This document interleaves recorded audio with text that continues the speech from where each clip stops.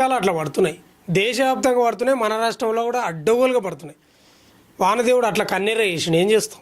మళ్ళీ 1 తారీఖు అల్పపీడనం ఉందంట, ఇజ్జాలదన్నట్టు. 3, 4, 5 తారీఖుల మధ్యలో మళ్ళీ వర్షాలు పడతాయంట. పండుగనన్నా సరిగా చేసుకోకుండా ప్రజలు వానదేవుడు అయితే మరీ పగబట్టిండు మన మీద. అట్లుంది పరిస్థితి. ఇవాళ వచ్చింది ఎండ. ఇక వర్షాలకు సంబంధించి గది అయితే ఇక నిన్న టీమిండియా అద్భుతంగా గెలిచింది. అద్భుతంగా ఏం కాదు, చాలా కష్టతరంగానే తడబడ్డ కష్టంగా గెలిచింది. ఇక ఏదో రకంగా తిలక్ వర్మ అద్భుతంగా వీరోచిత పోరాటం చేసి గెలిపించాడు. వికెట్లు కూడా మన కుల్దీప్ యాదవ్, చాలామంది వరుణ్ చక్రవర్తి వాళ్ళు తీసినందుకే స్కోర్ చాలా తక్కువ ఉన్నది. 146కే పాకిస్తాన్ కట్టడి చేసిండ్రు. బ్యాటింగ్లో కూడా మన వాళ్ళు తడబడ్డారు. అభిషేక్ శర్మ, ఆయన పేరు గిల్లు, ఆయన పేరు ఏంది సూర్యకుమార్, వీళ్ళంతా బోల్తా పడ్డారు. తిలక్ వర్మ నిలబడకపోతే ఉత్తదే మ్యాచ్. కానీ ఏదో రకంగా అయితే గెలిచేసిండ్రు. మన తెలుగు అబ్బాయి గట్టిగా గోడలాగా నిలబడి దుమ్ము దులిపిండు. పాకిస్తాన్ వాళ్ళు తుప్పుడ వీకిండు.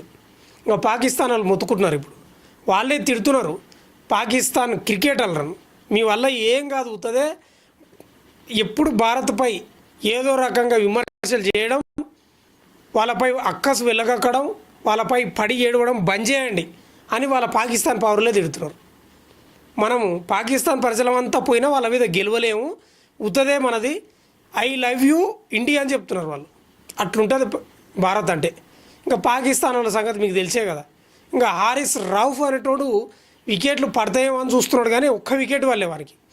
ఇంకా ఏదేమైనా మనోళ్ళు గెలిచిండ్రో, ధర్మం మన వైపే ఉన్నది, అధర్మం వాళ్ళ వైపు ఉన్నది. నిన్ననే మాట్లాడుకున్నాం మనం ఒక వీడియోలో. ధర్మం మన వైపే ఉంటుంది, మనమే గెలుస్తామని 100% గెలిచింది. ఇక వాళ్ళు మోకాలను అలా వేసుకొని పీకిండ్రు. ఒకసారి వార్తాపత్రికలు చూద్దాం. ఈనాడు పేపర్లో